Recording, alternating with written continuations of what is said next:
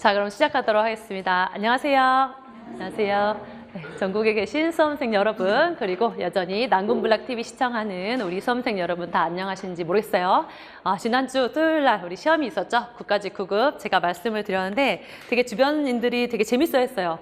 물어봐요. 저한테 이제 노량진에 있으니까 무슨 시험? 모르니까 일반 사람들은 잘 몰라요. 그래서 제가 우리 공무원 시험 중에 설날이야, 설날.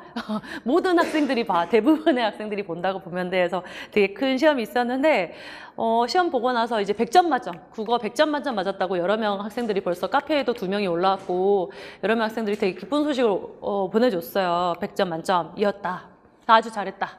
그런데 문제가 상당히 쉬웠죠. 문제가 매우 까다로운 막 고전문법 이런 것도 없었고 매우 까다로운 한자 문제도 없었고 문법 규범 문제도 굉장히 줄어든 상태예요. 그래서 이게 성적이 변별력이 국어에서는 많이 있지는 않을 것 같아요. 그래서 다른 과목, 선택 과목 아까 보니까 세법이 어려웠다고 하고 그러거든요. 그래서 선택 과목 싸움일 것 같고 일단은 우리가 분석을 좀 하고요. 그 다음에 해설도 그래도 한번 듣고 나서 다음 시험 준비를 하도록 할게요.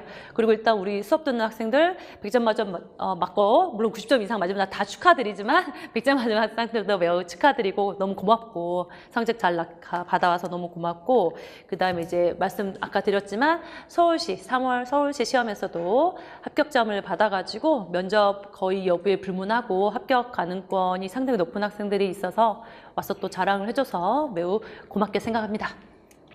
자, 일단 총평 및 특징을 한번 볼게요. 이번에 보니까 국가직은 독자 노선을 아예 이제 타기로 한 것 같아요. 그전에는 국가직, 지방직이 약간 비등비등하다가 서울시만 완전 독자 노선이었잖아요. 문법 기본 12문제에다 문학, 식형 문학만 나왔는데 이제는 국가직도 나는 별도로 독해 위주로 갈 거다 이러는 것 같아요. 지방직은 달라요. 앞으로 지방직도 똑같은 거 아니에요. 이제까지 추세를 봤을 때 항상 국가직이 2, 3년 동안 독해가 쫙 올라가고 있었고 지방직은 1대1이었어요. 예를 들면 문법 규범이 6, 7이면 독해가 6, 7 이렇게 비등비등 아니면 문법 규범이 조금 한두 문제 더 많았다 이랬죠. 근데 이번 국가직 9급은 이런 형태였어요. 2018년 작년에 비해서 문법 규범이 2문제가 줄었어요. 찾을 수가 없어. 너무 억울해. 우리 이렇게 열심히 했는데. 그래서 2문제가 줄었는데 그나마 4문제 출제된 것도 굉장히 기본적이었어요. 그래서 기출문제 위주로 공부를 한 학생들의 경우에는 다 맞췄어야 된다. 그 다음에 비문학 독해. 이게 이제 어마어마하게 늘었죠. 설마 7문제, 8문제 이상 나오겠느냐 했더니 무려 9문제. 심지어 문학 문제처럼 생겨있는 문학 이론 문제 물었던 거 있잖아요. 골계, 풍자, 해야. 요거를 제시문을 가지고 독해 문제라고 생각하면 10문제가 될 수도 있어요. 내용은 문학 이론인데 10문제가 될 수도 있어. 그래서 앞으로도 국가직은 일단은 독해 위주로 가겠다. 우리끼리는 뭐 수능형 이런 만재를 하는데 수능보다는 제시문의 길이가 훨씬 이번에 짧았고요. 제시문 길이가 짧았고 제시문이 굉장히 까다롭고 어려운 작년에 막 포스트유먼 이런 게 없었어.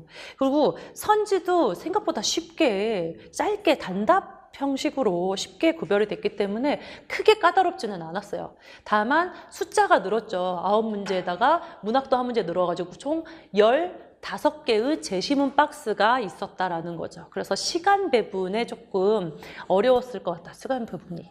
네.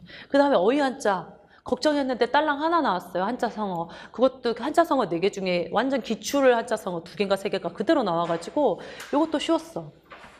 그래서 앞으로도 그렇고 지금도 그렇고 최근 2, 3년간 독해 문제의 지속적인 증가 경향이 아마 앞으로도 지속되지 않을까. 향후 뭐 8월 달에 7급에도 영향을 조금 미치지 않겠느냐 이런 생각이 들고요. 그 다음에 두 번째, 문법 규범 문항수가 줄어들어서 공부 열심히 하는 학생들의 경우에는 조금 아깝다. 왜냐하면 독해 같은 경우에는 그 공부를 해서 단기간에 실력을 늘리기는 조금 어렵잖아요. 그렇다 보니까 문법 규범하고 어휘 한자로 정말 열과 성을 다한 학생들의 경우에는 약간 억울해질 수 있어요. 하지만 이 4문제가 어디요? 4문제 다 맞는 사람이 있지만 공부 안 하면 또 틀려요. 그래서 할 건 해야 돼. 그렇죠? 조금 억울하지만 할 건 해야 되고 수준도 평이했다. 이거는 서울시와 완벽하게 차이가 난다. 라는 거죠. 그 다음에 어휘 한자가 한 문제 출제로 약세를 보이고 있고요. 문제풀이 시간 관리 중요하다고 했고요. 꾸준한 독해 감각은 유지를 필요합니다.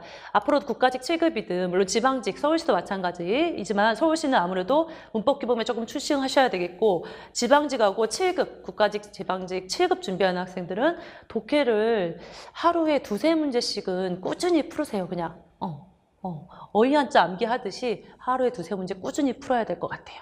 아시겠죠? 그리고 해설 강의 들어가기 전에 원래 항상 문제풀이 시간을 드리는데 국가직 같은 경우는 모든 학생이 풀어오기 때문에 바로 해설을 들어가도록 할게요. 자, 봅시다. 1번. 미출제 단어의 품사를 같은 것끼리 묶은 것은 이라고 했어요. 품사의 구별 문제는 우리가 자주 다뤘고 달은 크다 딱 보면서 이제 1번부터 마음이 안정이 되죠. 전혀 모르는 문제가 1번이 등장하잖아요. 그때부터 이제 두근반 세근반 난리가 나는데 요거는 그래도 뭔가 해볼 만하다 느낌이 들었을 거예요. 그래서 1번 성격이 다른 법이다. 이 다르는 두 가지였죠. 뭐야? 형용사 아니면 관형사예요. 형용사는 다르다의 활용형인 경우 아니면 다른이라고 생겨먹은 관형사. 둘의 구별법은 뭐예요? 딴 의도로 바꿔 쓸 수 있으면 관형사. 서술성이 있으면 형용사 이렇게 끝나는 거죠. 쌍둥이도 서로 성격이 딴 법이다. 이런 문장은 쓰지 않죠. 그래서 딴으로 바꿔 쓸 수 없기 때문에 관형사가 아니고 형용사 다르다의 활용형이다. 그럼 서술성이 있느냐? 기본형으로 바꿔보면 되겠죠. 성격이 다르다 이렇게 되기 때문에 이거는 형용사가 되겠죠. 형용사 다르다. 그리고 요 예문은 이미 기출선지예요. 사전에 있는 예문이기 때문에 기출선지고. 두 번째, 크다. 요거는 수업 중에 여러 번 강조를 했죠. 크다 같은 경우에는 두 가지다라고 했어요. 형용사로도 쓰이고 동사로도 쓰이는데 형용사로 쓰일 때는 어떻게? 크기. 방이 크다, 작다. 산이 크다, 작다. 그렇게 크기를 나타낼 때만 형용사다라고 했어요. 동사로 쓰일 때가 중요한데 뭐다? 동물이고 식물이고 어떤 산업 분야고 간에 성장하다라는 의미가 있으면 동사라고 했죠. 성장하다. 그러면서 여기는 나무가 잘 크지 못한다 뭐예요? 성장하지 못한다죠. 크다 작다의 개념이 아니었어요. 성장하다. 그래서 이때는 동사 이렇게 되겠죠. 그 다음에 세 번째, 남부지방에 홍수가 났대요. 최근에 산불 났죠. 그거 진압됐나? 아직 안 됐나? 다 됐나? 아무튼 그것도 큰일이죠. 큰일이야. 그래서 홍수가 났다라고 했죠. 홍수가 나다라는 거는 요 자체로 사전상 뜻이 홍수 장마 따위의 자연재해가 일어나다를 뜻하는 동사예요. 동사.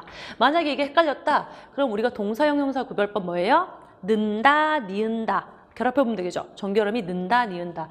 그래서 니은다라는 종결어미를 나다에다 결합하면 어떻게 돼요? 홍수가 난다. 됐죠? 그래서 난다, 니은다로 결합이 자연스럽기 때문에 얘가 동사. 그 정답이 2번. 이렇게 나오는 거죠. 그 다음에 세 번째, 를 허튼 말은 하지 않는다. 말이라는 명사를 수식하고 있죠? 허튼, 관형사다라는 거죠. 요거는 뭐 허틀다 이런 단어는 아예 없기 때문에 용언 동사 형용사랑 헷갈릴 필요 없어요. 그냥 관형사구나 이렇게 아시면 되겠고, 그 다음에 진정한 사랑이 아닐까라고 했을 때 아니다는요 그냥 항상 형용사예요. 아니다. 아니다는 항상 형용사고 이 경우에는 의문형으로 쓰였기 때문에 물음이나 짐작의 뜻을 나타내고 있죠. 그래서 정답은 2번. 만약에 기역, 미음이 엮여져 있다. 그러면 얘도 다 미을 수 있겠죠. 얘는 형용사니까 기역, 미음인 경우. 자, 넘어갑니다. 2번. 다음에 여러 조건에 가장 잘 맞는 토론 논제는 이라고 했어요.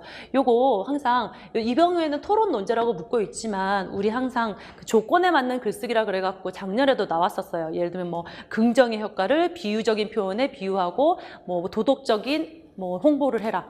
기억나요? 그래서 그거에 대한 조건에 따른 글쓰기다라는 거죠. 그래서 보면은 긍정의 평서문이어야 된다. 긍정문이어야 된다는 얘기죠. 무슨 얘기야? 의문문이나 부정문 이런 거 아니어야 된다는 얘기죠. 두 번째, 찬성과 반대의 대립이 또렷하게 드러날 수 있어야 되고요. 쟁점이 하나여야 돼요. 그렇죠. 쟁점이 하나여야 됩니다. 그 다음, 찬성이나 반대 어느 한편에 유리하게 작용하는 정서적 표현, 사람의 감정이나 이런 걸 건드는 표현 쓰지 말아라 이런 얘기죠. 그래서 이러한 5가지 조건에 가장 잘 맞는 토론의 논제를 골라보라고 했어요. 자, 정답은 1번이었죠. 징병제도 유지해야 한다. 긍정문이고요. 찬성, 징병제도 유지 아니면 유지 안 하는 거. 찬성 반대가 확실하죠. 그러니까 이거는 맞게 되겠고. 쟁점, 징병제도 하나죠. 쟁점 하나. 맞네. 아, 네 가지네. 죄송해요. 5가지라고 그랬죠? 네 가지. 그 다음에 정서적 표현은 아예 없어요. 그러니까 맡겨야 되겠죠. 2번. 이거는 뭐가 걸릴까요? 계산할 수는 없다. 뭐예요? 긍정문이 아니죠? 그래서 틀린 거죠. 그죠? 없다 그랬잖아. 그러니까 긍정의 편서문이 아니잖아. 부정문이죠. 부정문은 토론 논제로 적합하지 않죠. 그다음 세 번째, 야만적인 막 판단해. 정서적으로, 감정적으로, 그렇죠. 단순히 주발 제한이 아니라 야만적이라는 어떠한 한편에 유리하게 작용하는 정서적 표현을 사용했기 때문에 이 조건에 해당하지 않는 거죠. 그다음 네 번째, 내신 제도와 논술 시험을 개혁해야 됩니다. 이때는 쟁점이 뭐가 돼요? 내신 제도랑 논술 시험 2가지가 되겠죠. 그래서 쟁점 하나여야 된다라는 조건에 부합하지 않겠죠. 이렇게 풀어야 됩니다. 굉장히 쉬웠어요. 성적이 생각보다 안 나온 학생인데 제가 만약 쉬웠어요. 그럼 기분이 나쁠 수 있어요. 그죠? 기분이 나쁠 수 있어. 그렇지만 평균적으로 합격 가능권에 있는 학생들 같은 경우에 충분히 훈련이 됐다는 전제하에 크게 어렵지 않았다 이 얘기입니다. 그다음 3번 실수 싸움이었을 거예요. 실수 싸움. 다음 글에 대한 설명으로 옳지 않은 것은 이라고 했어요. 다음 글에 대한 설명으로 옳지 않은 것은. 그러면서 이거는 이강백의 파수꾼이고요. 요거는 1970년대 정치 현실을 우의적인 방식으로 풍자 비판한 희곡이에요. 요새 가끔 희곡이나 시나리오가 등장하는데 옳지 않은 것을 묻고 있어요. 그래서 희곡이지만 마치 내용일치 여부 파악하기 문제처럼 선지 보고 풀면 되겠어요. 자, 1번. 공간적 배경은 망루가 세워져 있는 황야인지 공간적 배경 묻고 있고, 그다음 두 번째 시간적 배경은 연극의 진행에 따라서 시간이 변하고 있는지, 세 번째 해설자는 아버지를 무대 위에 올라온 아버지를 소개하고 있는지, 네 번째 파수꾼의 얼굴은 분명하게 알 수 없다. 요 네 가지가 걸려 있죠. 그런데 이거는 제시문이 한 문단이라서 되게 쉬워요. 볼게요. 해설자가 관객들에게 무대와 등장인물을 설명한다. 이곳은 황야입니다. 망루가 세워져 있습니다. 무슨 얘기야? 공간적 배경은 망루가 세워져 있는 황야이다. 1번 선지는 맞겠죠. 그 다음 두 번째, 하늘은 연극의 진행에 따라 황혼, 초승달이 뜬 밤, 그리고 아침으로 변할 겁니다. 어떻게? 시간의 흐름을 보여주는 거죠. 그래서 2번 선지도 맞게 되겠죠. 그 다음에 보시면, 자, 파수꾼이 앉아 있습니다. 저기 위를 바라보십시오. 파수꾼이 앉아 있습니다. 높은 곳에서 하늘을 등지고 있기 때문에 그는 언제나 시커먼 그림자로만 보인대요. 무슨 얘기야? 얼굴이 또렷하게 보여? 안 보여? 안 보인다는 얘기죠. 그래서 4번도 옳게 되겠죠. 그럼 정답이 3번인데 해설자가 무대 위에 아버지를 소개했느냐? 무슨 얘기야? 파수꾼을 보십시오 라고 한 다음에 우리 아버지께서도 어린 시절 저 파수꾼의 이야기를 들었다고 합니다 라는 거죠. 무대 위에 있는 파수꾼을 소개하고 싶은 거지 무대 위에 아버지는 등장하지 않았어요. 그렇죠? 이런 선지 조금 이런 선지를 우리 국가직 9급 준비한 학생들한테 내는 건 약간 자존심 상하는 일이 아닌가 싶은데 네, 그죠? 그래서 이거는 3번 무대 위에 아버지가 아니라 무대 위에 아버지가 왜 올라와? 그렇잖아. 파수꾼을 소개하고 있는 거죠. 정답 3번. 넘어가서 그다음 4번. 이런 것도 많이 나오죠. 우리 대화의 경륜 열심히 배웠고 공손성의 원리 배웠고 저번에도 말하기 방식, 듣기 방식 이런 식으로 가끔 문제에 나와요. 공감적 듣기의 방법이 아닌 것은 이렇게 됐어요. 항상 문제 풀 때 X 쳐놓고 풀었어야 돼요. 공감적 듣기의 방법이 아닌 것은 너무 감정이입이 엄청 되는 제시문이었어요. 그죠? 네, 네. 볼게요. 수빈 씨, 나 처음 한 프레젠테이션인데 엉망이었어. 정말? 무슨 일 있었는지 자세히 말해봐. 엄청 친절한 사람이죠. 너무 긴장해서 팀장님 질문에 대답을 못했어. 팀장님 질문에 대답을 못했구나. 이 사람이 대답을 못했다니까 공감하고 있죠. 너 대답 못했구나. 처음 하는 프레젠테이션에서 정아 씨가 긴장을 많이 했나 보다. 요런 친구 갖고 싶습니다. 요런 친구. 회사에 요런 친구 있으면 살만하겠죠. 자, 공감적 듣기의 방법이 아닌 거. 1번. 수비는 정아의 말에 자신이 주의 집중하고 있음을 보여주고 있습니다. 무슨 얘기야? 정말? 대답을 못했구나. 그대로 따라서 얘기하는 것만큼 상대방의 말에 집중하고 있는 걸 보일 수 있는 방법은 없죠. 그래서 맞게 되겠고, 정아가 계속 말을 할 수 있도록 격려하고 있죠. 뭐라 그래요? 무슨 일이 있었는데 자세히 말해봐. 빨리 얘기해봐. 자세히 계속 말을 할 수 있도록 격려하고 있고요. 다음 세 번째, 수비는 정아의 혼란스러운 감정을 정아 스스로 정리하게끔 도와주고 있다. 이게 조금 길게 써져 있는데 무슨 말이냐면 마지막 문장에서 처음 하는 프레젠터에서 떨려서 말을 못했군요 라고 해서 정아가 스스로 그 얘기를 들으면서 자기 생각, 자기 감정, 자기가 어떤 상황을 겪었는지를 정리할 수 있도록 도와주고 있다고 볼 수 있어요.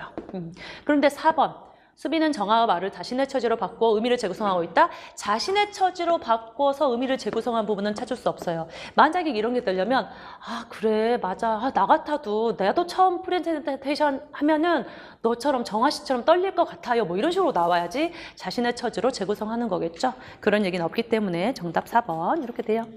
그 다음 2번 드디어 이제 의문 변동. 너무 반갑지 않아요 여러분? 독해 문제가 너무 많이 나오니까 이제 문법 기호 문제가 나오면 반가워. 그죠? 주요한 의문 변동을 다음과 같이 유형할 때 이렇게 X, A, Y 이런 식으로 써졌거나 뭐 A, B 이런 식으로 도식화한 거 있잖아요. 이런 거는 이미 기출에서 한 여러 번 다뤘던 거기 때문에 여러분이 두려워할 필요 없는 상황이었고 이러한 거 이게 뭐냐도 물는 것도 아니고 A가 B로 바뀌면 교체다. 없던 A가 생기면 첨가다. 그냥 도식화만 해준 거예요. 게다가 친절하게 교체, 첨가, 축약, 탈락이라고까지 해줬기 때문에 도식화된 거를 해석할 이유가 없었죠. 자, 주요한 의문 변동을 다음과 같이 유형할 때 부억일에 일어나는 질문은 잘 읽어야 돼요. 그죠? 부억일에 일어나는 의문 변동 유형으로 옳은 것은 이라고 했죠. 그래서 질문은 뭐예요? 부억일에 일어나는 의문 변동 찾아봐라 이 얘기뿐이에요. 그죠? 너무 쉬워. 부억일 정도는 여러분이 뭐 누워서도 합니다. 부억일 그럼 뭐예요? 일단 부억 키읔이 음절 끝소리에 올 수 있어요? 뭐죠? 음절 끝소리 기칙은 어떻게? 그녀 다리만 보여 7개 그죠? 그래서 이때 처음에는 부억 일 이렇게 되겠죠? 그럼 이게 음절 끝소리 기칙이니까 교체에 해당하겠죠? 그 다음에 부억일은 부억하고 일이 결합한 거죠.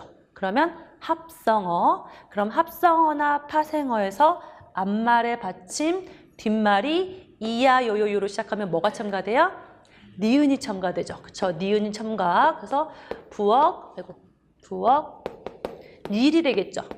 그래서 니은 첨가는 첨가에 들어가겠죠. 그 다음에 마지막으로 첨가 다음에 또 뭐가 있을까요? 니은이 첨가되면 항상 신경 써야 되는 게 앞말의 받침을 보고 리을이면 유음아, 다른 파열음 이런 것들이 오면 비음아 신경 써줘야 돼요. 그래서 이거 보면 파열음이죠. 그러니까 비음아가 일어나니까 부, 엉, 닐 이렇게 되겠죠. 그래서 비음아가 발생했기 때문에 다시 교체가 됩니다. 즉 사용된 거는 교체와 첨가 1번이 되겠죠. 아주 쉬운 문제였어요. 도식화를 해석할 필요가 없었습니다. 부억일만 알면 되는 거였어요. 그 다음에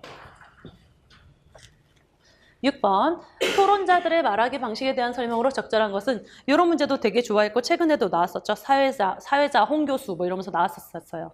그래서 토론자의 말하기 방식에 대한 설명으로 적절한 것은 이런 걸 봤을 때 여러분 무조건 막 드립다 읽지 마시고 선지를 살짝 보세요. 선지를 보면은 힌트가 나와 있어요. 뭐라고 돼 있어요? 선지에 1, 2번은 찬성 측은 이렇게 돼 있죠. 3, 4번은 반대 측은 이렇게 돼 있죠. 그러니까 저 같은 경우는 찬성 따로 읽고 반대 따로 읽었어. 왜? 찬성만 파악하면 되고 반대만 따로 파악하면 되니까. 이렇게 읽어도 됩니다.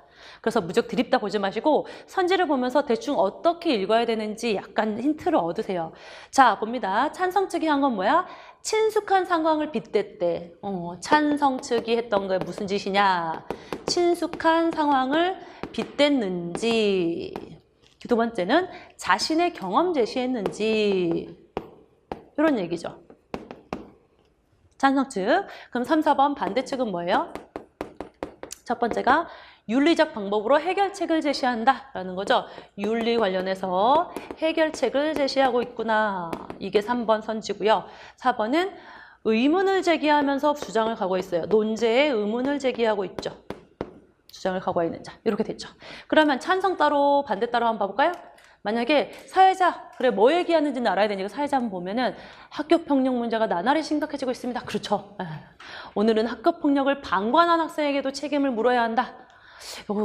이게 문제가 심각해. 그죠? 저는 반대측 얘기도 일리가 있다고 봅니다. 방관이 어디까지가 방관이냐? 쳐다보고 안 말리면 방관이냐? 알고도 안 말리면 방관이냐? 선생님한테 안 이르면 방관이냐? 무슨 말이냐? 그죠? 방관한 학생의 책임을 물어야 한다를 주제로 토론을 해보도록 하겠습니다. 찬성측 말씀해 주세요. 찬성측이 나갑니다. 친구가 학교폭력에 의해 희생되고 있는데 자신에게 피해가 올까 봐 아무것도 안 한 거는 안 됩니다.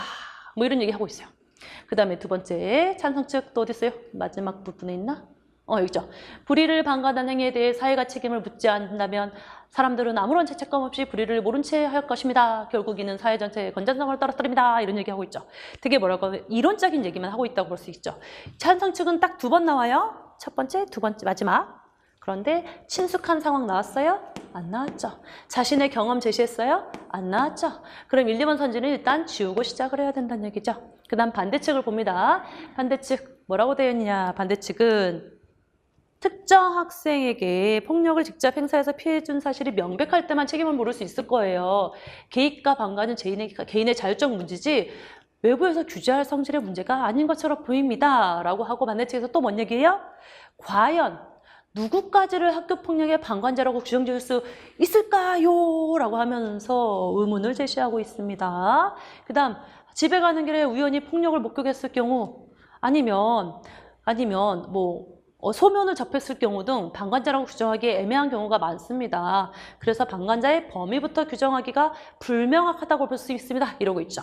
즉 윤리적인 방법으로 어떤 해결책을 제시하고 있는 게 아니라 계속해서 방관자를 어떻게 처벌할 수 있겠냐, 그 범위 자체가 특정할 수가 없는데 이렇게 하면서 논제 자체에 의문을 제기하고 있는 거죠. 그래서 정답이 4번이 되는 거겠죠. 오히려 아까 친구로부터 소문을 접했을 경우 이런 걸 얘기했기 때문에 친숙한 상황을 제시한 것은 오히려 반대측이 될 것이고, 그렇죠? 그래서 반대는 의문을 제기했다. 4번이 맞는 선지가 되겠죠. 그 다음에 7번이 약간 헷갈렸을 수도 있을 것 같아요. 왜? 단어 뜻을 몰라서. 괄호 안에 들어갈 단어를 순서대로 바르게 나열한 것은 이라고 하고 있어요. 근데 이거 힌트가 있어요. 첫 번째 힌트를 놓치지 않으면 대충 풀 수 있는데 첫 번째 힌트가 뭐였냐? 어디 나와요? 한국 문학의 미적 범주에서 눈에 띄는 전통으로 풍자와 해악이 있대요. 그런데 풍자와 해악은 어쩌고저쩌고 하면서 어디에서 나온 기억을 통해서 드러난대요. 뭐가? 풍자와 해악이 기억을 통해서 드러난다 그랬어요. 그러면 기억 안에 풍자나 해악이 들어갈 수 있어요? 아니야. 풍자와 해악을 모두 아우를 수 있는 게 들어가야 되겠죠. 그래서 우리 미적 범주에서 골개미라는 걸 배운 적이 있어요. 그래서 골개가 들어가는 1번, 4번 중에 하나를 일단은 골라야 됩니다. 50대 50이에요. 이 상태에서 니은과 디귿을 판단해야 되는데 니은은 뭐냐면 있어야 할 것을 깨뜨린다의 포인트. 그죠? 깨뜨린다. 그 다음에 디귿은 긍정에 관심을 둔다라는 거죠. 이거 정확한 뜻을 몰랐더라도 깨뜨리는 거는 뭘 비판하고 깬다라는 의미고요. 긍정은 그러한 것과는 관련이 없다. 깨뜨리고 부정하는 거와는 관련이 없다. 이렇게 생각하셔야 돼요. 그래서 니은에는 풍자가 들어가는데요. 풍자의 사전상 뜻이 어떻게 되냐면 현실의 부정적 현상이나 모순 따위를 빗대어서 비웃으면서 쓰는 것을 얘기해요. 즉 일종의 있어야 할 것을 깨뜨리는 것에 해당합니다. 비웃으면서 하는 것을 풍자. 그 다음에 긍정에 관심을 집중하는 것은 해악이 들어가야 되는데 해악은 익살스럽고도 품위가 있는 말이나 행동이에요. 그냥 해악은 익살스러운 말이나 행동이기 때문에 긍정적인 거고요. 풍자가 현실의 부정적인 현상 모순을 빗대어 비웃기 때문에 좀 더 적절하겠죠. 그래서 니은엔 풍자, 디귿엔 해악 이렇게 들어가야 돼요. 이게 약간 까다로웠을 수도 있습니다. 그래서 정답이 4번이고요. 넘어가서 이제 다음 그래서 보기가 들어가기에 가장 적절한 것은 진짜 너무 짧았죠? 우리 그동안 보기에 들어가야 될 만한 거 막 이따만한 문단 막 위에 찾고 밑에 찾고 엄청 열심히 했는데 이번 시험에 제가 분석해 보니까 저도 해설을 하면서 마음이 편하네. 무슨 말이냐면 독해 제시문도 짧아졌지만 독해 자체도 주제가 되게 친숙하고 어렵지 않은 주제가 많았고 까다롭지 않은 선지들이 많았어요. 보면은 아침 기도는 아침 뉴스로, 저녁 기도는 저녁 뉴스로. 그죠? 무슨 차이예요? 아침과 저녁 차이야. 아침과 저녁 차이. 아침, 저녁에 따라서 시간에 따른 구별에 따라서 기도를 뉴스로 이렇게 구별을 했죠. 그러다 보니까 보기가 들어가기에 가장 적절한 공간은 저 보기가 들어가려면요. 보기에 대한 힌트가 무조건 앞이나 뒤에 있어야 되거든요. 주로 앞에 있죠. 어디 있어요? 뉴스 타전은 교회의 시간 규범을 따른다. 끝이에요. 너무 쉬웠어. 시간 규범을 따른다. 그러니까 아침 기도, 아침 뉴스, 저녁 기도, 저녁 뉴스. 그 다음에는 들어가면 다 좀 이상해. 연결되지가 않아요. 시간과 관련된 얘기가 없어요. 그래서 정답이 1번 기억이 돼버렸습니다. 자, 그 다음에 이따 수업 끝나고 자기가 뭘 실수했는지 나한테 고백해야 됩니다. 예, 몰라서 틀렸다고 생각하지 않아요. 분명히 실수한 게 한두 개씩 있을 텐데 알려줘야 돼요. 자, 9번. 기억과 니은에 대한 설명으로 적절한 것은 이라고 했어요. 요거는 박인로의 누앙사고요. 가끔 이제 나왔던 가사 작품이죠. 누앙사는 자연을 벗삼아 안빈낙도하는 심정을 드러내고요. 임진왜란 이후에 되게 생활이 궁핍해졌던 사대부의 삶을 현실을 그린 작품이에요. 그래서 살짝 내용을 보면은 갓 모자니까 이때는 갓이죠. 헌 갓을 숙여 쓰고 축 없는 집신에다가 설피 물러오니 라는 거죠. 그래서 이거는 맥없이 물러나오니 이런 얘기예요. 그래서 풍채 적은 형용이라는 거는 풍채가 작은 모습에 개가 왈왈왈 짖는 거죠. 개도 사람 구별해서 짖습니다. 예, 개가 짖는 거죠. 자기가 이렇게 맥없이 물러나와가지고 이러고 있으니까 개마저 나를 보고 짖는 거죠. 이게 뭐냐면 누앙사 내용 중에 소를 농사 지으려고 이웃집에 소를 빌리러 갔는데 이웃집 사람이 소를 빌려준다고 분명히 얘기했는데 못 빌려준다 그래요. 그래서 왜 그러냐 했더니 전날 다른 사람이 뭐 음식이랑 술을 가져와서 자기한테 대접을 했기 때문에 어쩔 수 없이 그 사람한테 빌려줘야 될 것 같다라고 해가지고 소를 못 빌려오는 거예요. 소 못 빌리면 그 당시에 되게 중요한 게 농사를 못 져요. 그렇죠? 혼자 이걸 어떻게 해? 소가 있어야 돼. 그래서 되게 시리에 빠져 있어요. 그래서 와실에 들어간들, 그러니까 허름한 초가집에 들어간들 잠이 와서 누웠으랴. 북창의 옆에 비껴 앉아가지고 새벽을 기다리니까 무정한 대승이, 이 대승은 오디새, 새예요, 새. 버드, 새야. 새가 지적이겠죠. 그러면서 이내 한을 돋운다. 소 못 빌려서 농사 못 짓는 나의 한스러운 마음을 계속 돋운다 이런 얘기죠. 그래서 종조, 추창 이런 문제는 뭐냐면 아침이 마칠 때까지 슬퍼하며 먼 들을 바라보니까 그렇게 내가 즐겁게 듣던 농사꾼들, 농사하던 노래, 농가, 이제 농사 지으면서 농부들이 부르는 농가도 하나도 흥이 없이 들린대요. 세상의 정을, 인정을 모르는 한숨은 그칠 줄을 모른다 이런 내용이죠. 그래서 보시면 개와 아니면 오디세, 대승에 대한 설명이라고 그랬는데 기억은 실제하는 존재물이다. 니은은 상상적 허구물이다. 아니에요. 기억, 니은 모두 그냥 실제하는 존재물이에요. 그래서 상상적 허구물 여기 틀렸고요. 1번 기억은 화자의 절망과 관련은 있죠. 소 밀려서 이러고 걸어왔으니까 절망과 관련은 있지만 이 오디세는 뭐예요? 인의 한을 돋우는 존재이기 때문에 희망을 나타낸다고 보기는 어렵죠. 그 다음에 3번째, 요거 약간 바뀌어 있다고 보시면 되겠어요. 개가 짖는 이유는 내 초라한 행색을 보고 짖기 때문에 오히려 외양과 관련이 있는 거고 내 한을 돋우고 있기 때문에 나의 내면과 관련된 거는 오히려 니은이 되겠죠. 그래서 정답이 4번이에요. 화자의 초라함을 부각시키죠. 개마저 나를 보고 짖는다 이런 얘기고 화자의 수심을 깊게 한다라는 거는 한을 돋우다라는 뒤에 서술어를 보면서 알 수 있어요. 자, 그 다음에 내용 정리는 제가 해설지 해드렸으니까 참고하시면 되겠고 10번 갑니다. 화자의 상황을 적절하게 표현한 한자 성어는 가뭄에 콩나듯 나온 한자 성어 문제 진짜 소중하게 풀었어야 되겠죠. 화자의 상황 요거 이거 시조나 시가 보면 항상 제가 제목 뭐라 그랬죠. 작자랑 제목 헌한설원 여자죠. 여성이죠. 여성이고 사시가예요. 사시사철에 관련된인데 주로 여성 화자가 쓴 거는 맨날 남편에 대한 그리움과 슬픔, 독수공방이야. 대부분 그래. 어쩔 수 없어. 그 당시는 자아 실현을 하기가 힘들었기 때문에 여자분들이 슬퍼하는 게 남편 없이 늙어가는 거 뭐 이런 게 많았죠. 그래서 마찬가지예요. 이 사시사도 사계절의 풍경 속에서 여성 화자가 느끼는 고독과 임에 대한 그리움을 노력하고 있습니다. 왜 이렇게 남편들은 집에 안 들어오는지. 그렇죠.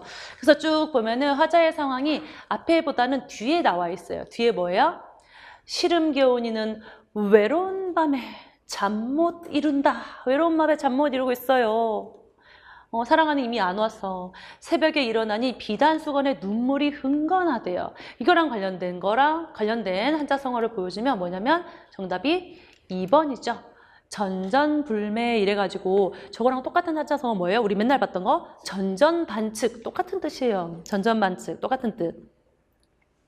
누워서 몸을 이리저리 뒤적이면서 잠을 이루지 못하는 거죠. 괴로워하는 거. 정답이 2번이고 1번은 뭘까요? 1번이 이제 잘 보이지 않던 건데 금슬지락 이래가지고 부부간의 사랑입니다. 일단 잘 몰랐어도 뭐뭐 지락, 즐거움 아니죠. 상관없어. 그래서 잘 모르는 한자성어도 우리가 한자 하나하나 단어로 뜻을 볼 수 있어요.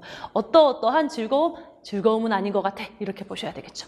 부부간의 사랑을 얘기하고요. 세 번째, 네 번째는 기출로 우리가 여러 번 봤었어요. 그렇죠? 공부도 여러 번 했고. 3번은 금의 야행인데 우리 의금 야행 뭐 이런 식으로 많이 봤었어요.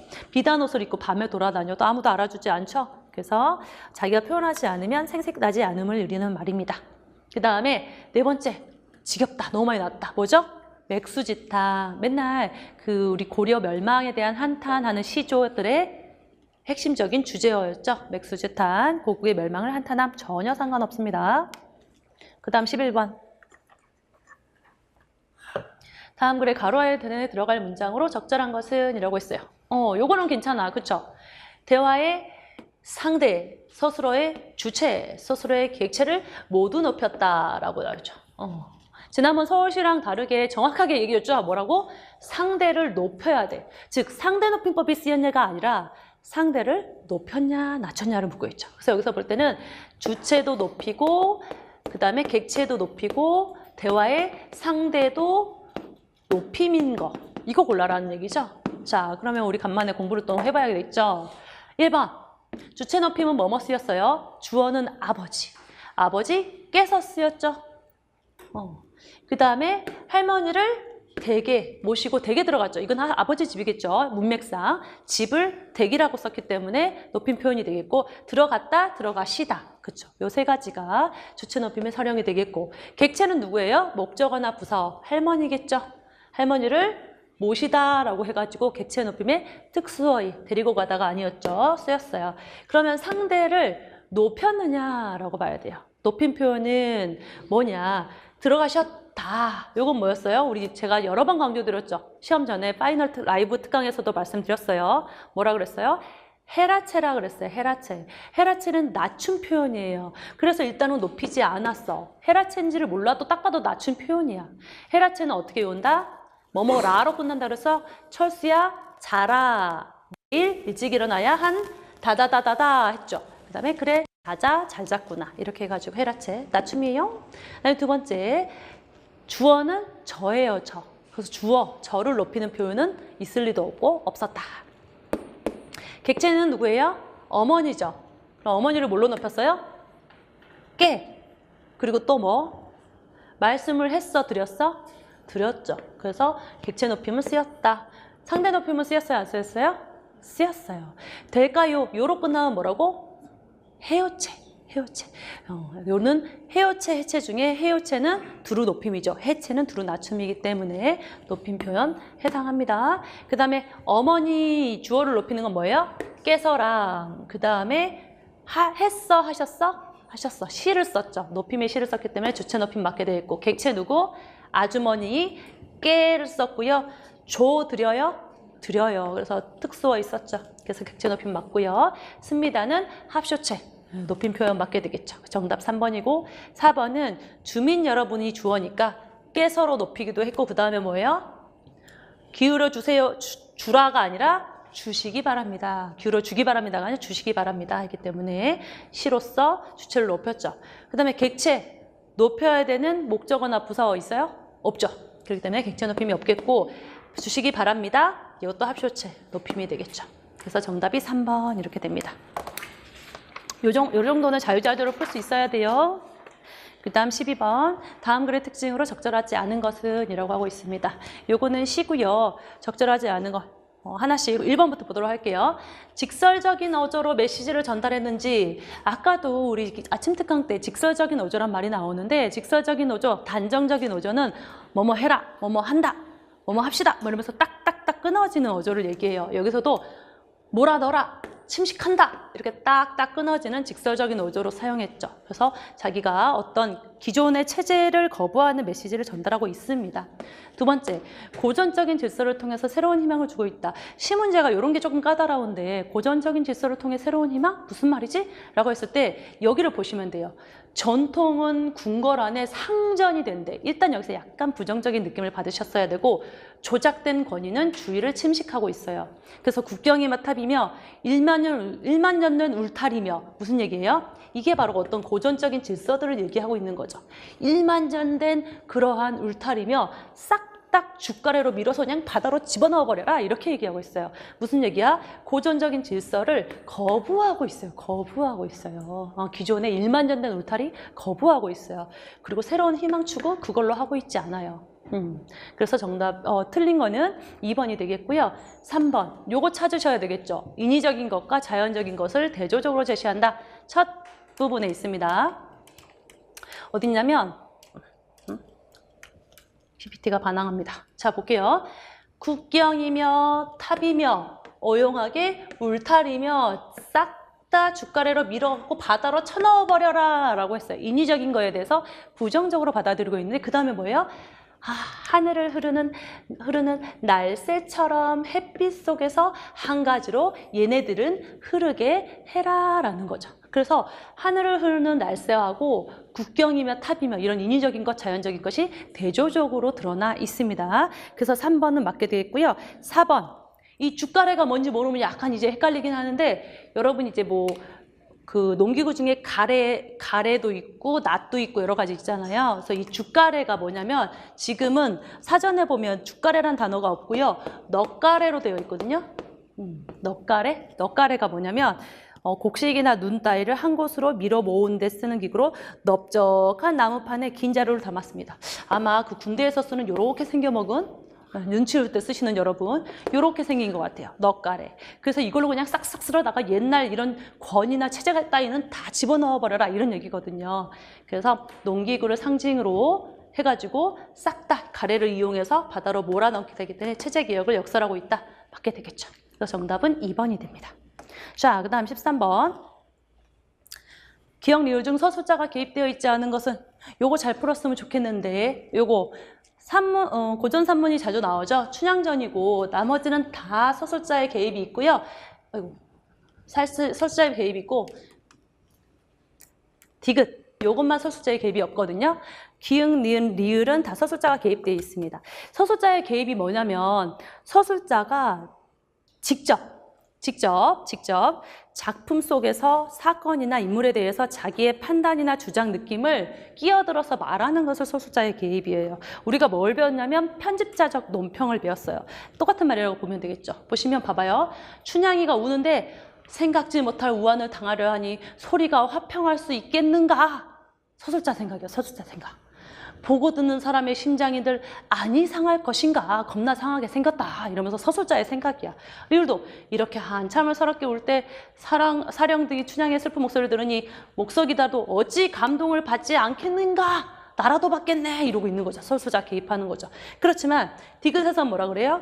한양에 계시는 우리 낭군님이 나와 같이 그리워하는가 어떻게 해요? 나의 사랑을 옮겨주는가? 춘향이겠죠. 서술자가 이도령하고 사랑하고 있는 건 아니죠. 그래서 나가 등장을 하면서 춘향이 도련님을 생각하며 부르는 노래 내용이죠. 그래서 서술자의 개입이 나타나지 않습니다. 그래서 정답이 3번이 되겠고요. 그 다음 넘어갔어. 14번. 다음 글에 대한 설명으로 옳지 않은 것은 이라고 했어요. 설명으로 옳지 않은 것. 황순원의 목넘이 마을의 개고요. 요거는 생명에 대한 외경심을 주제로 하는 소설이에요. 그래서 끈질긴 생명력을 보여주는 개, 신둥이를 통해서 어떻게 보면 일제 치하에서 모질게 살아남는 일제 수탈과 압박을 겪으면서 끈질기게 삶을 이어가는 우리 민족의 어떤 강인함을 상징적으로 보여준다라고 봅니다.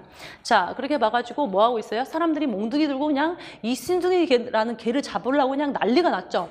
그런데 중간에 이 갓난이 할아버지도 몽둥이 들고 이렇게 서 있다가 이 개가 이렇게 퍼런 눈을 쫙 쏘아 보이는데 아무래도 저 개가 이제 배를 보신 것 같아.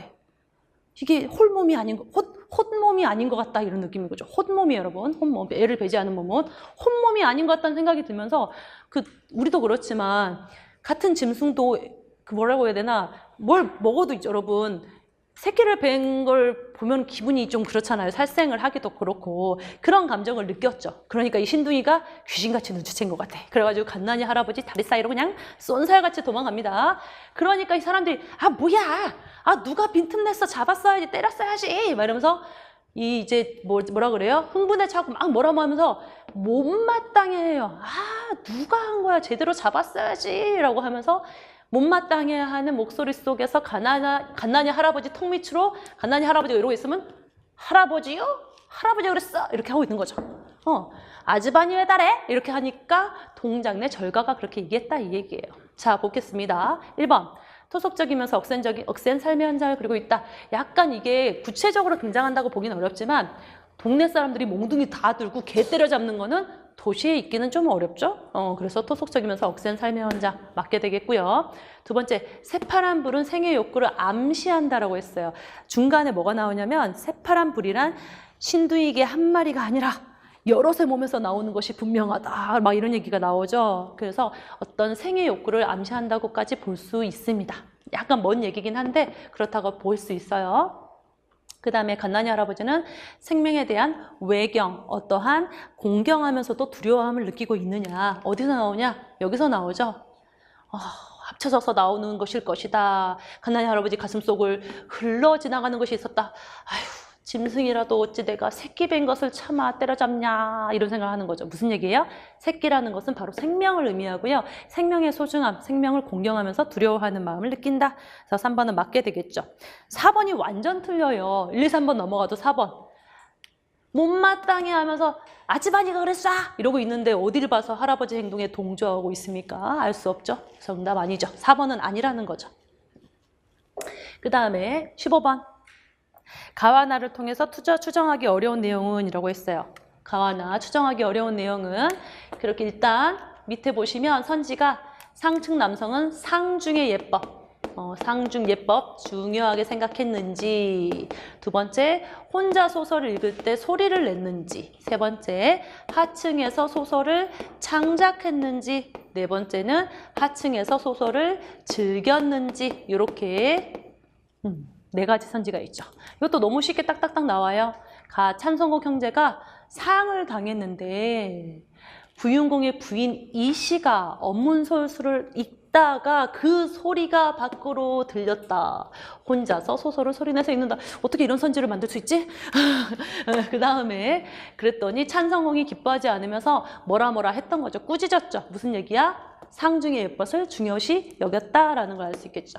그 다음에 나번 전기수가 사람 이름이 아니고 여러분 예전에 이야기책을 전문적으로 읽어주던 사람이에요. 전기수라는 단어 자체가 이야기꾼을 얘기합니다. 동문 밖에서 살아요.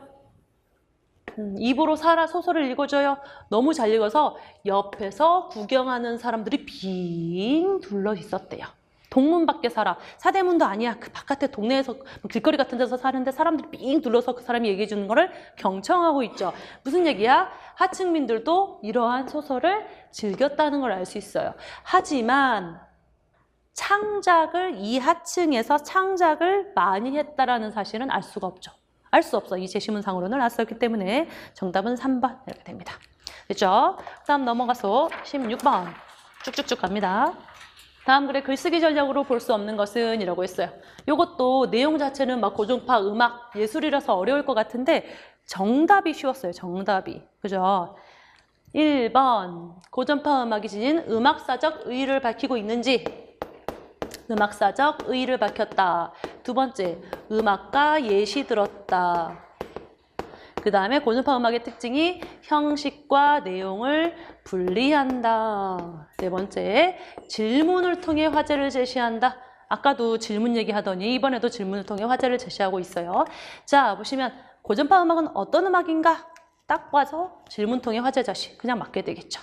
그 다음에 넘어가서 음악적인 의의는 계속 나와요. 고전파는 이렇게 종교에 해석된 음악을 위한 음악으로 정립해서 신을 위한 음악에서 탈피해갖고 결국에는 어떻게 돼? 형식과 내용의 일체화를 꾀하고 균형 잡힌 절대음악을 추구했다라는 거죠. 그래서 결국에는 이것 두 개가 다 해결돼. 음악사적 의의도 나왔고요. 그 다음에 형식과 내용이 분리가 아니라 일체화됐다게 됐죠. 그래서 이게 무조건 틀린 거죠. 여기서 일체화라고 했기 때문에. 너무 쉬웠어. 그 다음 음악가는 모차르트, 베토벤 예시가 나왔죠. 그래서 정답이 3번 이렇게 됩니다. 그 다음에 17번. 요 문제 틀렸다는 얘기죠? 이 문제 틀린 학생이 한 명 있었죠. 95점 맞았다고. 왜 틀린 거야? 자, 가를 바탕으로 나에 담긴 그 스님의 생각을 적절히 추론한 것은 이라고 했어요. 그러면 가를 파악을 하고 나를 가보도록 할게요. 물론 그 전에 선지를 살짝 봐주면 좋죠. 1번, 실용적 기술을 개발하는 거는 실용기술, 경험론적 사고에 토대를 둔다. 두 번째, 세계는 끊임없이 변화하므로 일상생활에서 합리적인 사고를 우선시해야 된다. 세 번째, 과학 연구, 합리론을 버리고 철저히 경험론을 바탕으로 해야 된다. 네 번째, 감각에 대한 신뢰는 감각신뢰. 어느 분야든 차별 없다. 분야 차별이 없어. 분야 차별 없이 똑같아. 이런 얘기죠. 자, 보겠습니다. 바로바로 해결이 돼요. 가문단. 조금 어려운 제시문 나오니까 헷갈렸군요. 철학 근데 심플해요. 합리론이 있어요. 감각이 보여주는 세계를 불안정한 세계로 간주하고 이에 근거해서 지식을 얻는 것이 불가능하다고 생각했어요. 무슨 얘기야? 감각에 대해서 비판했다. 합리론은 감각 비판. 끝인 거예요. 그 다음에 두 번째는 뭐예요? 경험론은 모든 판단은 감각에서 출발한다. 감각 중요. 무슨 말? 두 가지 빛깔이 없어. 합리론은 감각 비판, 경험론은 감각 중시. 요 두 가지 얘기를 가해서 얘기해 준 거예요. 그 다음에 나에서는 뭔 얘기하고 있느냐? 감각에 대해서 모든 사람은 어느 정도 경계심을 지니고 있지만 뭐래요? 일상생활에서 자신의 감각을 신뢰하고 이에 따라 행동하는 것은 잘못이 아니다라고 하고 있죠. 그죠? 그래서 요걸 보면은 이제 2번이 해결되죠. 세계는 끊임없이 변화함으로 일상생활에서는 합리적인 사고를 우선해야 된다. 무슨 얘기야? 세계는 끊임없이 변화하는 건 맞지만 일상생활에서는 뭐야? 감각을 신뢰한다라고 했어요. 그래서 일상생활에서 합리론을 우선해야 된다는 얘기는 틀린 얘기가 되겠죠.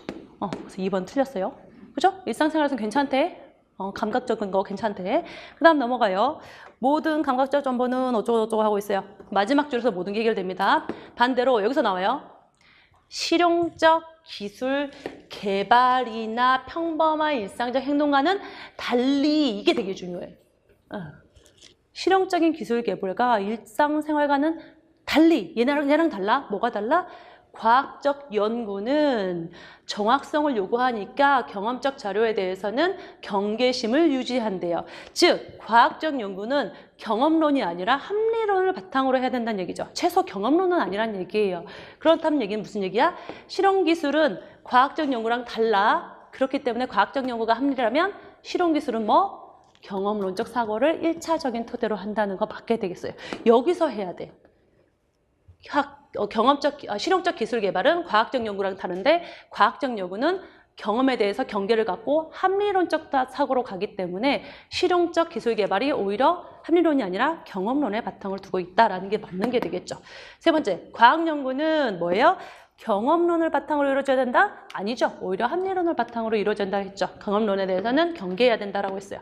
얘도 틀리게 되겠고. 그다음 세 번째, 감각에 대한 신뢰는 뭐예요? 얘네들도 있고 얘네들하고는 다르다고 했죠. 어느 분야든 똑같다? 아니다. 다르다라고 했기 때문에 틀리게 되겠죠. 그래서 1번 선지가 옳다라는 거예요. 그 다음 18번. 다음 글에 대한 설명으로 적절하지 않은 것은 이거 너무 쉬웠죠? 너무 재밌는 제시문 아니에요? 이런 제시문만 나오면 뭐 10개도 20개도 풀겠네. 먹는 얘기 나오고. 그죠? 적절하지 않은 것. 선지, 피자 쉽게 배달시켜 먹을 수 있는 편리한 음식이다. 어디서 나왔어요? 바로바로 들어갈게요. 첫 문단에 나오죠? 자장면 문화와 피자 문화는 닮은 적이 많은데 어떻게 갑자기 애들이 몰려오면 쉽게 편리하게 시킬 수 있었다라는 거라서 1번 편리한 음식이다. 맞게 되겠고요. 그 다음 이국적인 음식이 어디 나와요? 이국 음식이라는 점에서 공통점이 있다. 너무 쉽게 나오고 세 번째, 같이 싸면서 기분 전환된다. 어디 나왔어요? 여기 나왔죠? 여기. 짜장면과 피자는 외식하기 부담되고 한 번쯤 식단을 바꾸어 보고 싶을 때, 그죠? 기분 전환이 여기서 나오고, 그 다음에 한국이나 미국의 누구에게 안성맞춤이래? 서민에게 안성맞춤이래. 그렇기 때문에 가격이 저렴하다라는 거, 싸다라는 걸 예측할 수 있게 되겠죠. 네, 마지막은 어디서 나와요? 마지막에 나오죠. 보통 우리 저 때만 해도 자장면집 갔거든요. 졸업식 때 여러분은 안 갔나 봐요. 여러분은 안 가나 봐. 이제는 중국집 안 가고요. 피자집 가는데 피자집. 피자보다 짜장면 좋아하는 아기들 찾아보기가 힘들대. 그런데 여전히 가장 사랑받는다? 이게 틀렸죠. 너무 쉬웠어요. 4번. 이거 틀린 학생은 안 돼. 안 돼. 안 돼. 안 돼. 틀리면 안 돼. 자, 19번. 글의 내용을 구체적으로 설명하기 위한 예로 적절하지 않은 거. 요거 어렵죠? 요거 조금 문제 자체를 이해하기도 조금 어려웠고 선지도 계속 헷갈렸을 것 같아요. 제가 생각했을 때는 조금 새로워서 이 글의 내용을 구체적으로 설명하기 위한 이거 글의 내용? 구체적으로 설명하기 위한 예로 적절하지 않은 거라고 하면서 동의어에 대한 이야기가 있어요. 여러분 동의어. 동음어 아니에요. 여러분 헷갈리면 안 돼. 동음어는 동음 이의어 얘기하는 거고 동의어는 진짜 뜻 똑같은 애. 서점, 서점 책방 이런 거 얘기하는 거예요. 동의어가 있는데 계속 공존하면서 경쟁하는 경우가 있거나 한쪽이 살아남고 한쪽은 소멸하거나 아니면 충돌의 결과 의미 영역이 바뀌어서 축소, 확대, 교체되는 경우도 있대요. 여러 가지 경우가 있겠죠. 여기에 해당하지 않는 거 정답 2번이었거든요. 헷갈릴 수 있었는데 말미라 휴가가 비슷한 말인데 동의어 자체가 아니야. 말미랑 휴가는 비슷한 말에 해당하지만 동의어 자체가 아니기 때문에 요 예시에 해당 자체가 안 돼요. 말미는 뭐냐면 얼마간의 말미를 얻어 어디를 갔다 왔다 이렇게 쓰잖아요. 그러면 일정한 직업이나 일 따위에 매인 사람이 다른 일로 말미암아 얻는 겨를 다른 일 때문에 생긴 겨를을 얘기하고요. 휴가는 뭐야? 직장, 학교, 군대에서 일정 기간 동안 쉬는 거. 그렇죠? 다른 일 때문에 얻는 겨를하고 일정 기간 쉬는 거는 아예 다른 의미죠. 비슷하지만 다른 의미야. 그래서 얘랑 전혀 상관이 없었기 때문에 2번이고요. 1번. 가을거지는 추수랑 동의어가 맞아요. 공존하며 경쟁하고 있다. 그리고 얘네 두 개는 여러분이 의미의 확대 축소, 내용 옳은 선지가 되겠습니다.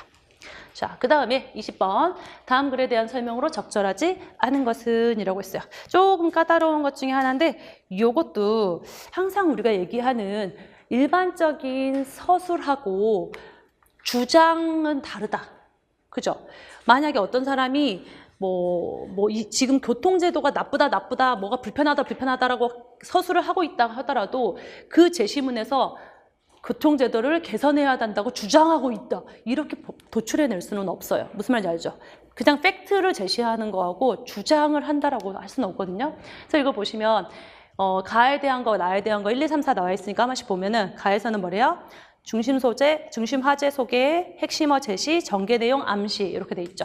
맞아요. 중심 화제 자체 뭐라고 돼 있어요? 지속성 농약이 어떤 약영향을 우리한테 미치는지 DDT라는 핵심어를 제공하면서 전개를 암시하고 있습니다. 그래서 1번은 맞게 되어 있고요. 두 번째, DDT가 끼칠 생태계의 인과 분석의 방법으로 설명하고 있다고 했죠. 인과 분석은 뭐예요? 어떠한 원인으로 어떠한 결과가 지금 일어나고 있다는 것을 설명해 주는 거죠. 여기서 뭐라고 나와요? 이 유기염소제 살충제가 요러한 특성을 가지고 있다. 그게 원인이 돼서 결국에는 어떻게? 지금 이러한 결과가 도출되었다라고 했기 때문에 인과 분석의 방법으로 설명하고 있는 나분단이 맞게 되죠. 그래서 1, 2번은 맞는 거고 이제 정답이 3번인데 헷갈리시면 안 돼요. 3번. 선지는 DDT의 악영향을 제시하고 그것의 사용 금지를 주장하고 있다고 그랬어요. 악영향 나옵니다. 쉽게 분해되지 않아서 어쩌고 악영향을 이렇게 얘기를 해줘요. 그런 다음에 뒤에 뭐라 그래요? 그래서 미국에서는 생산이 중단되고 어떻게 사용이 금지되었다. 사용 중단과 금지된 사례에 대해서 제시해주고 있죠. 그런데 이걸 가지고 사용 금지를 이 글쓴이가 주장하고 있다고 할 수는 없다는 얘기죠. 금지된 사례를 제시해주고 있지 그거를 우리가 더 나아가서 우리가 막 생각해가지고 이런 사례를 제시하는 거 보니까 이 사람은 이거 사용의 금지를 주장하고 있나 봐. 이렇게까지 확대 해석할 수 없어요. 비약하면 안 됩니다. 금지 사례를 제시해주고 있구나. 여기까지 끝나야 돼요. 그래서 정답이 3번이고요. 4번 환경오염에 대한 경각심을 암시적으로 드러내고 있는지라고 했는데 라에서는 뭐라고 나오냐면 이렇게 오염시킬 수 있는 사실이 발견되었고요. 그래서인지 최근 우리는 여러 가지 연구가 활발히 이루어지고 있다라고 했죠. 그래서 경각심이라는 거는 정신을 차리고 주의 깊게 살펴 경계하는 마음이거든요. 그런 경계하는 마음을 이걸 보면서 깨닫고 느껴라라고 했기 때문에 어떤 암시적으로 드러내고 있다라고 볼 수 있어요. 그래서 요 3번 사용 문제를 주장하고 있다. 요 부분이 틀렸다라는 거죠. 이런 거 헷갈리시면 안 돼요. 그래서 정답이 3번입니다. 문제 푸느라 고생 많으셨어요. 추가적인 질문은 카페에다 하시면 되겠고, 그럼 이제는 어떻게 되느냐? 9까지 구급은 끝났죠. 이미 끝난 거야. 지나가는 거면 돼요. 우리는 이제는 어떻게 달려야 돼요? 6월 서울시랑 그 다음에 지방직을 위해서 다시 열심히 달려야 됩니다. 지방직은 어떻게 될 것 같냐? 문법 규범이나 독해가 비등비등하게 나올 거예요. 지금처럼 막 세네 문제 나오기는 어려워요. 그런 역사가 없어. 국가직이 좀 특이한 거고 비등비등하게 나올 거고 어휘한자는 역시 한 2문제 정도 나올 거니까 꾸준히 해야 된다라는 거고, 서울시는 아직까지 어떻게 출제될 건지 모르겠지만 기존에 3월달 서울시 방향을 봤을 때는 문법 규범이나 지식형 문학 문제가 대세를 이룰 것 같으니까 그거에 대한 그 공부에 대한 경중을 막 함부로 막 흔들리게 하지 마시고 꾸준히 전 과목을, 전 영역을 골고루 공부하시는 것이 고득점을 맞는 지름길이 될 겁니다. 그리고 고득점 맞고 합격하면 꼭 저한테 알려주세요. 자랑도 해주시고 널리 널리 소문도 내주시기 바랍니다. 그러면 해설 강의 여기서 마치도록 하고 우리는 다음 시험 준비를 위해 열심히 노력하도록 해봅시다. 감사합니다.